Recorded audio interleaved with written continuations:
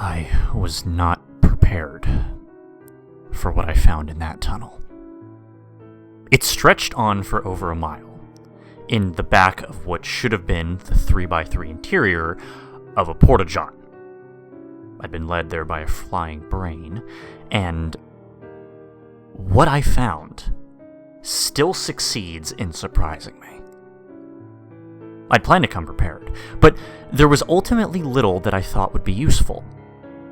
I packed a store-bought survival kit, ropes and flares and whatnot, and a heavy metal snow shovel, the only weapon I really thought would accomplish anything. The eggheads only ever responded to bludgeoning, and even then, that only seemed to speed the hatching process. No way could I have hit one of the brain flies with a bullet, but in a closed space, I suppose I could give one a good thwack. Besides the fundamental impossibility of its existence, the tunnel was wholly remarkable. A slightly rounded concrete corridor interrupted by only squarish rusted grates. The distant droning escalated as I progressed, and soon enough, the tunnel gave way to what I suppose I can describe as a sort of factory floor. I don't know how long I spent just standing slack-jawed, my brain fumbling over itself to process everything I was seeing. Think of everything that comes to mind when you hear machinery, for instance. Turning cogs, conveyor belts, churning pistons, whirling fans, mechanisms of every conceivable design, and then some. Cranking and pumping away in a space so vast that no floor, ceiling, or walls could even be seen in the distant darkness. Now imagine somebody threw all of that away and hired clowns to remodel it. 50 or 60 years of neglect later, you might have something close to the Burton-esque hell I'd stumbled upon.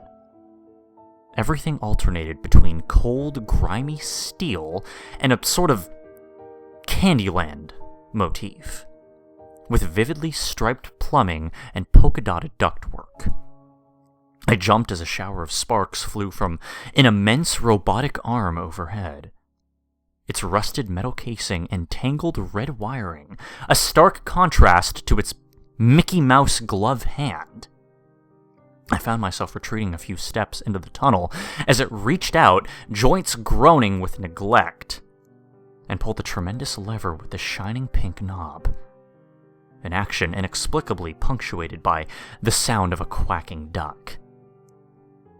Instantly, a checkerboard-looking conveyor belt squealed to life, issuing forth a procession of what may have been dead pigs, though I couldn't see their heads, or even the ragged stumps where any may have once been attached. With a ridiculous slide whistle sound, another huge object rose into view. An angular pink and purple funnel the size of a swimming pool. One by one, the mystery carcasses tumbled off the belt and into the huge trumpet, each followed by a torturous rending sound and a brief but voluminous geyser of thick brown blood. And the stench was overpowering. But I was mesmerized by the spectacle of Willy Wonka's sausage factory that I nearly fell on my ass as a large object shot over my shoulder. A brainfly. It had come up through the tunnel behind me and narrowly dodged my head a few inches. As my heart cautiously restarted itself, I filed away the knowledge that I was still of no obvious concern to the things, even intruding as I was into what may have been their headquarters, or at least an extension of it. I wasn't sure whether or not that was reassuring. But the parasite had banked sharply upwards as it left the tunnel. I could still hear the distant fluttering of a big membranous pair of wings between the whirring, grinding, and occasional goofy honking of the factory. I craned my head, waiting for the irregular crackling of the equipment to illuminate the gloom, and sure enough, I could see hundreds, thousands even, of glistening pinkish shapes passing a good 10 to 15 stories overhead, all in the same direction. So I followed it. A network of catwalks made navigation relatively easy, and I was usually able to keep sight of the concrete wall that I'd emerged from.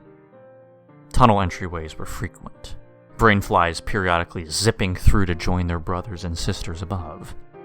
And even if I lost my way, I was confident that another tunnel might empty back into the real world, probably in a populated area.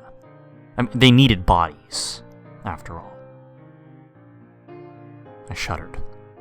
Not at the thought of this, but at how casually the thought had come. I was growing used to this. Uncomfortably comfortable. The Susian slaughterhouse offered no shortage of grotesque spectacles. Rivers of meat slush oozed their ways along metallic chutes as wide as city streets, the putrescent corpses bobbing sluggishly in the current and sometimes against it. Towering circular saws loomed like macabre Ferris wheels, chewing their way through slabs of solid fresh meat that could have fed whole towns. What living thing could even have that much flesh on it? A steady splattering turned out to be a blender the size of a small house. Literally just a scaled-up household blender. It even had giant-sized dials, albeit with one labeled setting, "Excite!" in all caps. I suppose you could describe the endless truckloads of live white mice pouring into it as excited, in a sense.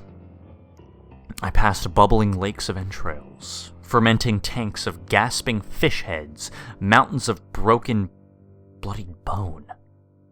An endless procession of meat hooks ferried a bizarre menagerie of carcasses along a tangled railway system. From skinned cattle to things I doubt you would even found in any textbook. There were insect-like forms as big as a man, tentacled masses dribbling oddly colored ichor, and something I could only describe as a hairy swordfish. I mean, their cargo was so twisted. It was some time before I even noticed what was wrong with the meat hooks themselves. They had no wheels, but clung to their rails by metallic, spider-like legs, tip-tapping along with blinding speed. The further I advanced, the louder the wet, slimy flapping of the alien flock went.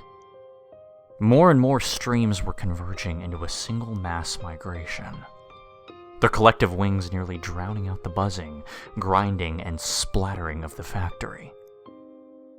I still wasn't sure what I was looking for, but I knew I was getting closer.